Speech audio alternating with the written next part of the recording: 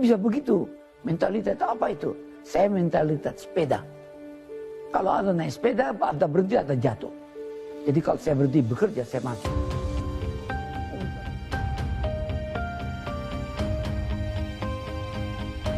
Baharudin Yusuf Habibie atau dikenal sebagai B.J. Habibie adalah pria Parepare, Sulawesi Selatan.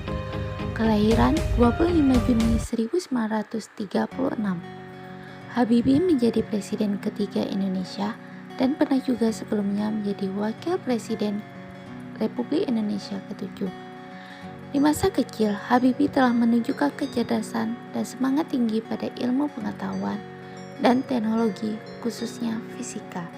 Berikut role model berakhlak B.J. Habibie yang berorientasi pada pelayanan.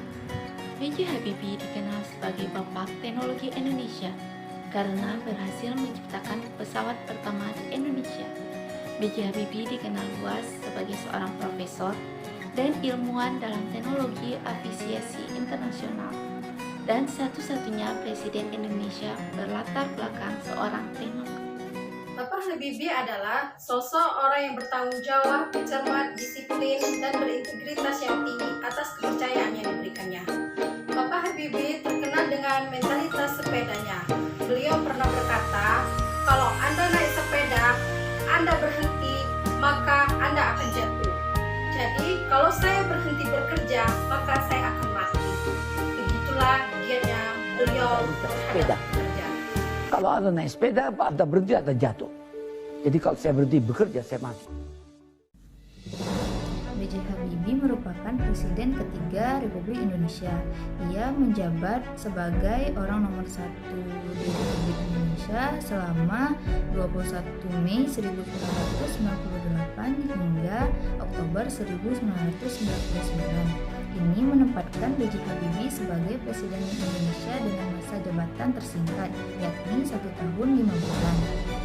Periode pemerintahan B.J. Habibie dikenal sebagai masa transisi dari krisis ekonomi ke proses pemulihan.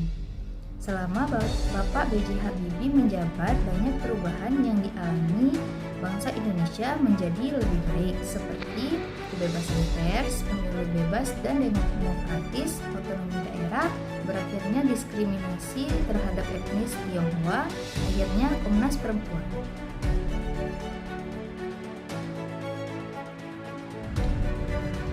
Saya tidak mau mengatakan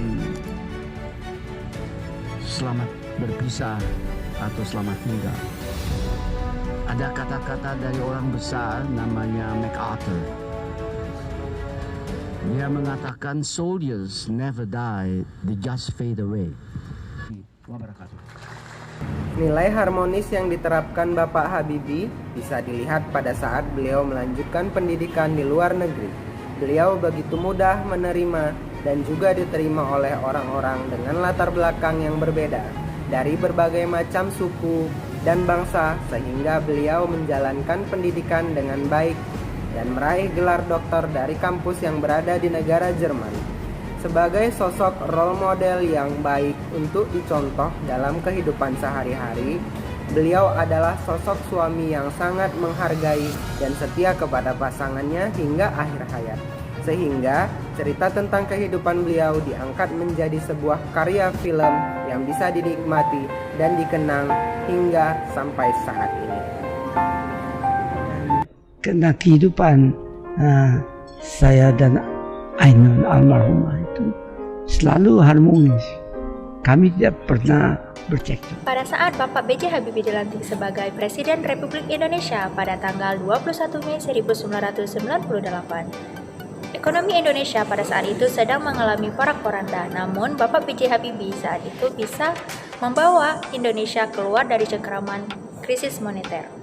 Salah satu cara yang dilakukan oleh Bapak B.J. Habibie yaitu dengan bekerja sama dengan International Monetary Fund. Inilah bukti konkret dari nilai kolaborasi. Inilah nilai berakhlak yang dimiliki oleh Bapak B.J. Habibie agar kita dapat mengaplikasikan dalam kehidupan kita sehari-hari untuk membangun Indonesia lebih maju dan berjaya. Terima kasih.